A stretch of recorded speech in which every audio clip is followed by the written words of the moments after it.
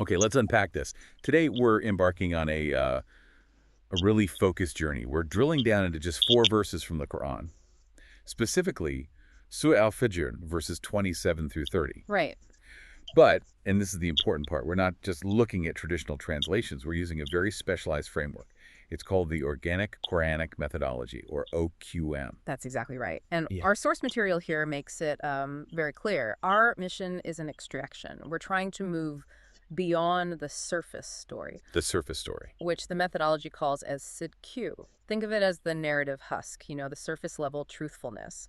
Our goal is to pull out the pure governing intelligence from inside it. And that's Al-Haq. That's al-Haq, the divine intent, or you could call it the true governance truth. And the reason we're focusing on this specific passage, these 4 verses, is that they seem to lay out a direct, step-by-step set of instructions for your soul, for your nafs, on its path to, well, maximum security and understanding. Exactly. The entire address is aimed at the nafs al-mutmainah. The soul in tranquility. Right. But in the OQM framework, tranquility isn't just, a feeling of peace. It's a high level of cognitive stability. Stability. And that stability is achieved by mastering what we call the divine lexicon. That lexicon becomes the ultimate stabilizing force for your consciousness. So stability is a measurable state of high-level knowledge, not just a gentle emotional state. It's the prerequisite for the mission. It's the prerequisite, not the reward at the end. Okay, so let's start at the beginning then. Verse 89.27. This is the moment of Yeah. recognition, right? The call out to the nafs that's already in tranquility. Mm. What specifically is the prerequisite for achieving this kind of privileged understanding that ensures that stability? It's the ability to correctly decode reality. The OQM insists that this privileged understanding comes from a very specific cognitive discipline, one that's designed from the ground up to eliminate noise and bias. And this is where the methodology gets incredibly structural. Our sources lay out a mandatory 3-step cognitive process. And it uses the entire physical universe as a kind of linguistic training manual. Can you walk us through those steps? Because this feels like the operational core of the whole journey. Absolutely. Think of it as a rigorous training program. It starts with step 1, universe to abstract. Okay. You observe an explicit apparition, a governed mechanism happening in reality.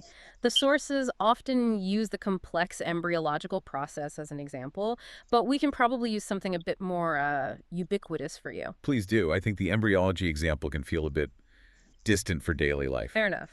Let's look at the cycle of drought, rain, and then harvest. That's a clear, explicit apparition of governance. Okay, I'm with you. Step 2 is abstract to metaphorical. Here you use your cognition, your intellect, to pull the universal pattern out of that specific event. So the specific drought and harvest become a universal metaphorical model. The cycle of struggle, the deployment of a resource, and the resulting benefit. It's a universal within constraint. Right, so you're moving from the specific weather event to a universal truth about how all systems grow when are limited. But if we have that model, why do we need the 3rd step? This is where the specific language comes in. Metaphorical to locution. Why is assigning the specific Quranic governance term mandatory? Why can't we just use our own universal model? That's an excellent question, and it's really the pivot point of the whole OQM. If you stop at the abstract or the metaphorical level, you're still relying on your own inherently biased language to govern that concept, your cultural, evolving human language. Which leads to cognitive noise and variance. Exactly. The 3rd step, the locution, is where you open the Quran, which the OQM calls the governance manual, and you assign the precise, divinely intended governance term to that universal model you just built. You are calibrating your internal mechanism against the infallible blueprint. Precisely. You're elevating the basis of your linguistic motifs to the absolute highest standard, achieving maximum governance alignment. And this is how the universe acts as a linguistic training ground.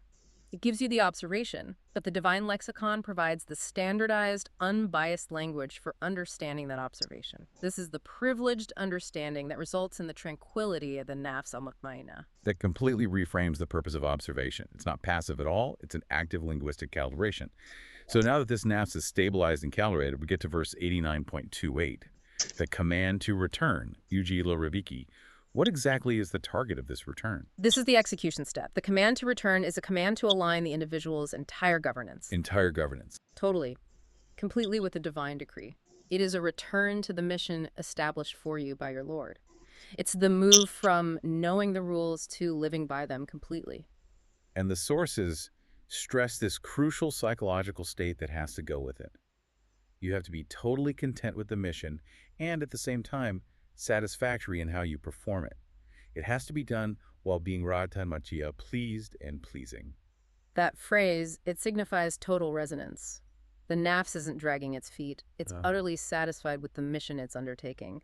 And through that satisfaction and successful alignment, it becomes pleasing to the divine decree. And this alignment models a mandatory progression for you, the listener. It's the transformation from being a Muslim one who just cedes authority to a mu'minun. which is someone who achieves genuine security and safety through that active alignment. Exactly. Governance alignment, at the end of the day, is security in your life. Okay, so if step one is getting cognitive stability through the lexicon, and step two is executing that total mission alignment, then the third step, in verse 89.29, is about being admitted into an elite group, Fadkuli fa ibadi. Who exactly are these wayfarers, the ibad? The term ibad here, it doesn't mean all creation. It's denoting a specific elite cadre. We can think of them as the master practitioners, the highest tier of linguists and executors. The elite executors of the divine lexicon. That's the term. And the sources explicitly link them to the wayfarers of Ar-Rahman, people like Ibrahim, Ishaq, and Yaqub, who are often described as operating in a sort of beyond life state of consciousness. I see. So they aren't just historical figures to be revered, but they're models of a state of being, a mode of practice. Yes. That raises a really important question, though. Why is joining this group so essential for the NAF's success? Because being admitted means you adopt their methodology, the Milat Ibrahim. And what is that exactly? It's defined as the compositional style of truth. It's all predicated on following the Abrahamic locution, that precise linguistic discernment we were just talking about.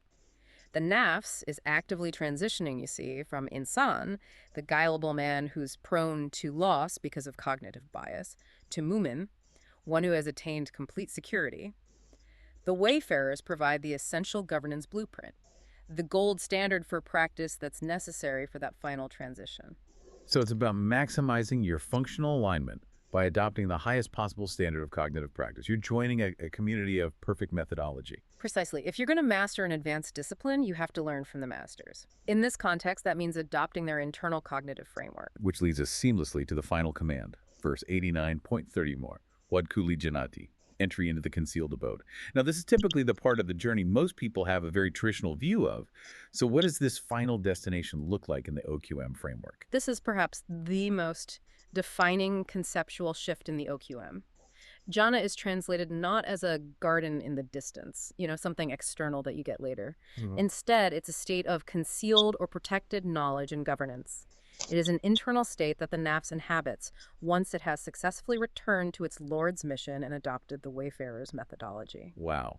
So the tranquility was the beginning, and this jhana is the highest cognitive ground, Yeah. the ultimate protected understanding. That means the reward is literally the full culmination of the intellectual and governance work you did in your physical life. Exactly. It's the ultimate state of cognitive security. And we see this concept reinforced elsewhere in the sources. For instance, when jhana is used metaphorically as an allegory for Miriam, Oh, so. it emphasizes that it represents a source of divine knowledge and understanding on a high cognitive ground, a robwa. The destination is the permanent state of protected governing knowledge. That is a powerful claim, because it means the work and the reward are inextricably linked, and they're happening now. If I resist evidence, or if I'm operating in confirmation bias, I am actively preventing myself from entering that state of protected knowledge. You're creating your own cognitive exile. By failing that three-step linguistic calibration, by failing to adopt the precise locution, you're just introducing noise into your own governance system. And by doing that, you're rejecting the opportunity for protected, peaceful understanding. So what does this all mean for you, the listener? The four-step journey of the Nafs in Al-Fajr is laid out so clearly. First, recognize your stability by mastering the divine lexicon. Second, fully align your life and governance with the divine mission. Then adopt the methodology of the elite cognitive wayfarers. And finally, occupy the highest internal state of protected knowledge. And the practical relevance is profound. This whole process confirms that self-development, which is often called zakat in the sources, and total governance alignment are the primary purpose of life. And what's more, this mission compels us to be proactive stewards.